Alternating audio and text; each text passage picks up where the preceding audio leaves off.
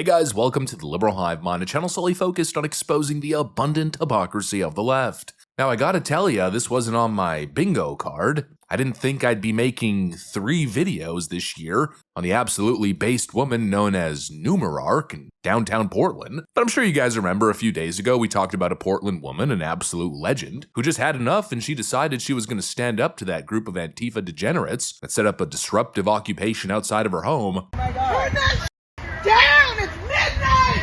I will turn it down. I would love to. You just have to ask me, and I'm being nice even though you're screaming at me. You! I'm coming back every night! I'm destroying and wrecking your shit! Turn it down! We the people need sleep! Well, her online alias is Numerarch, and she's not some politician. She has no history online of lecturing people about this, that, or the other. She's not some activist with 1 million followers or representing some nonprofit. No, she's just a regular citizen who, in my view, represents so many fed up people. People who are just sick with the lack of leadership in big Democrat cities. And well, while the story started off as just being yet another viral encounter, it ended up getting a whole lot deeper than that, as our friend Numerarch ended up exposing the Antifa headquarters, and well, now it seems like things are moving. Numerarch got the ball rolling, setting pressure on the city of Portland to actually do their damn frickin' jobs. That little homeless shelter, otherwise the Antifa headquarters, just got raided by Portland PD. Let me show you guys exactly what's going on here. We got some stuff to get into, so let's roll the tape. Alright folks, so let's go ahead and fill in the final gaps. We've got Numerarch, who identified the Antifa location. Forgive me, my voice has been gone for the past 2 days. I'm going to pass quickly. Okay, this is the building that they're operating out of.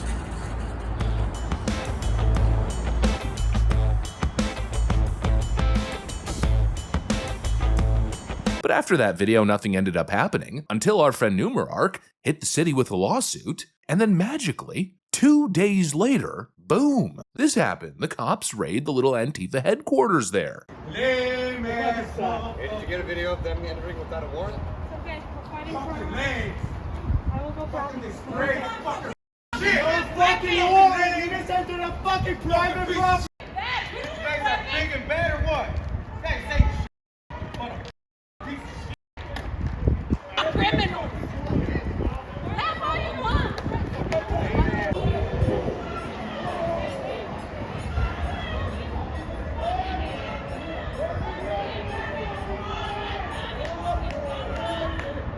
Yup, that same little den that she exposed in her video, a ground-level apartment that some leftist loser was letting Antifa operate out of, has officially been shut down with many of the individuals who are shacked up in there getting arrested. And I think most people are asking a similar question, the same question I asked in my first video: how long have they been operating out of there with total impunity? As the city simply turns a blind eye to the domestic terrorism unfolding in their frickin' streets. Well, the answer is until it went viral. That's how it goes, right? Until this brave woman put her name and her safety on the line, until she slapped the city with legal action, then and only then did they actually grow a pair and do the right thing. And that shows you just how broken the system is, just how far Democrat cities have fallen. I mean, just let it sink in. You think the police didn't know about that location? They obviously knew about it. The city clearly knew. But they only acted when one of their citizens decided that she was fed up and it was time to embarrass the entire city leadership across the frickin' internet. When the public started asking real questions. When all the news outlets and all the independent commentators and YouTubers started to cover the story. Only then did they actually do their damn jobs. And I want to very clearly identify that this issue isn't just a Portland, Oregon issue. It's a pattern across Democrat cities and Democrat leadership in general. I mean, how many times have we seen these left-wing extremist groups march on the streets, take over entire city blocks, just walk in like they own the place? Meanwhile, law enforcement just stand down, almost as if they were given orders not to enforce the law, not to bring order to an absolutely chaotic, out-of-control situation. It brings me right back to the same thing that I always mention, how we saw over 100 days of deadly, fiery riots in 2020. The summer of love, right? This is what we do! This is what we do!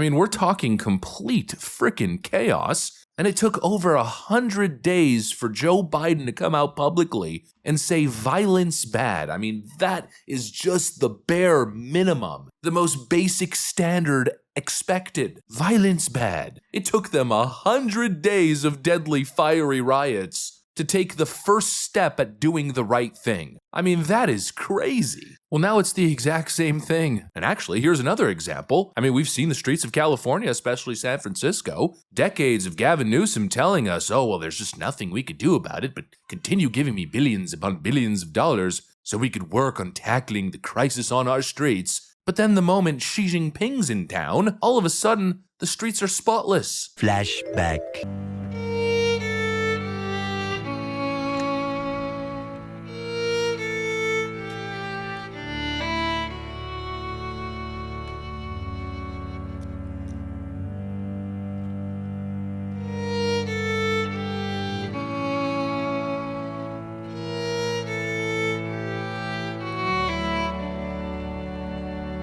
Later.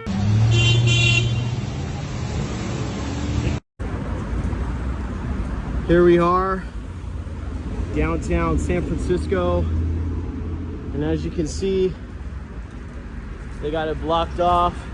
Yeah, the streets in California could be clean very easily if there was the political will to do so. But obviously, there isn't any political will on the left to do the right thing. And it's the same situation here. The lawlessness could have ended a long time ago. This constant Antifa takeover that we see every single summer in Portland, Oregon, it could have been stopped a long time ago. This particular Antifa headquarters could have been shut down on day one. But they chose not to. They chose to enable, to essentially indirectly fund the chaos. Although, let's be real, they're probably directly funding it as well. They just let it happen unless, of course, it becomes politically inconvenient. If there's media outrage, non-stop coverage, or potential federal investigations or a crackdown from the Trump administration, and you know what? That's probably the lesson to take. This is what happens when citizens refuse to be abused. This is why you should never be silent. You should never be shamed into silence. You should never be intimidated by the left and their ridiculous games, their gaslighting nonsense where they attempt to create taboo subjects